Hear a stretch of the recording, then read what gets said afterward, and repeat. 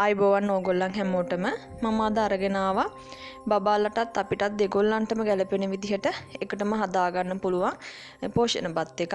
අපිට මේ කාලෙට වඩාත්ම සුදුසුයි. මොකද අපිට මේ කාලෙට ප්‍රතිශක්තිකරණය වර්ධනය වෙන විදිහට කෑම ගන්න ඕන නිසා මම ඒ විදිහට හදපු බත් එකක් තමයි අද ඕගොල්ලන්ට අරන් ආවේ පවුල හැමෝටම ගැලපෙන විදිහට. ඉතින් ඕගොල්ලන්ටත් පුළුවන් බබාලටයි පවුල හැමෝටමයි එකටම මේ බත් එක හදාගන්න රාත්‍රියේ ආහාර වේලකට. එහෙනම් අපි බලමු කොහොමද හදන්නේ කියලා. මුලින්ම මේ වගේ තෙල් ටිකක් එකතු කරන්න පෑන් එකකට. ටිකක් ලොකු එකක් ගන්න බත් එක හදන්න ඕන නිසා සුදු ලුණු එකතු කරලා සුදු ලුණු ටික බෙදෙන්න ඇරලා බ්‍රොකොලි ටික ගොඩාවට කපලා ගන්න. ඊට පස්සේ පරිප්පු ටිකක් අරගන්න ඕගොල්ලන්ට අවශ්‍ය තරමට මිටක් දෙකක් වගේ. ඊට පස්සේ රස අනුව ලුණු මම මේකට එකතු කරනවා 3-5 සහ කහ දෙකම එකතු කරනවා. මොකද මේ දවස්වල 3-5 කහ දෙකම වඩාත්ම සුදුසුයි. ඊට පස්සේ ඕගොල්ලන්ට පුළුවන් මේකට කිරි එකතු කරන්න. පරිප්පු ටික තෙලෙන් චුට්ටක් බැදෙන්න තියලා විනාඩි 3-4 කිරි එකතු කරන්න. රසයි හොඳටම උකු පොල් කිරි එකතු කරන්න පුළුවන් නම් පොල් කිරි නැති අයට අපි නැවුම් කිරි ගන්නත් පුළුවන්. ඊට පස්සේ මේ වගේ එකතු කරලා බත් එකේ පරිප්පු ටික තම්බ ගන්න ඕනේ. කිරෙන් පරිප්පු ටික හොඳට තම්බ ගන්න. මම ගොඩක්ම තම්බ ගත්තේ නැහැ පරිප්පු. ඕගොල්ලන්ට අවශ්‍ය නම් තම්බ ගන්න.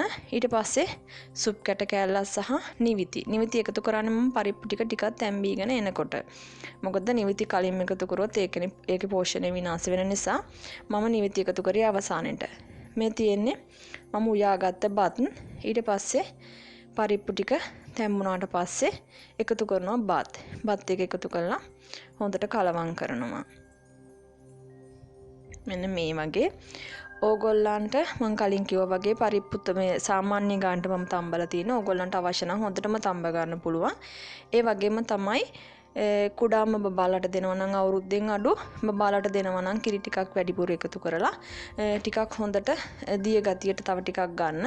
අවුරුද්දෙන් උඩ බබාලට නම් මේ ප්‍රමාණය හොඳටම ප්‍රමාණවත්. නමුත් අවුරුද්දට අඩු බබාලට හදනවා නම් සුප් කැට එකතු කර ගන්නකොට ඒ වගේම 3-5 ඕගොල්ලන් දීලා තියෙනවා නම් දෙන්න පුළුවන්. ඒ වගේ ඒ ගැන සැලකිලිමත් වෙන්න ඕගොල්ලන් මේ වෙනකොට බබාට හඳුන්වා දීලා තියෙන දේවල් එකතු කරලා මේ විදිහටම හදා ගන්න පුළුවන්.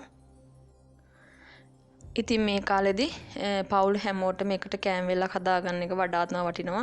වෙනම හදන්න යනකොට කාලෙත් යනවා. ඒ වගේම අවශ්‍ය කරන බඩු ප්‍රමාණයත් වැඩි වෙනවා. ඉතින් අපිට පුළුවන් මේ වගේම කෑම වේලක් පවුල් හැමෝටම ගැලපෙන විදිහට ඉක්මනින්ම ලෑස්ති කරගන්න. ඕගොල්ලන් ලොකු අයට මේකට දැන් ගොඩක් අයට පොලොස් වගේ දේවල් තියෙනවා.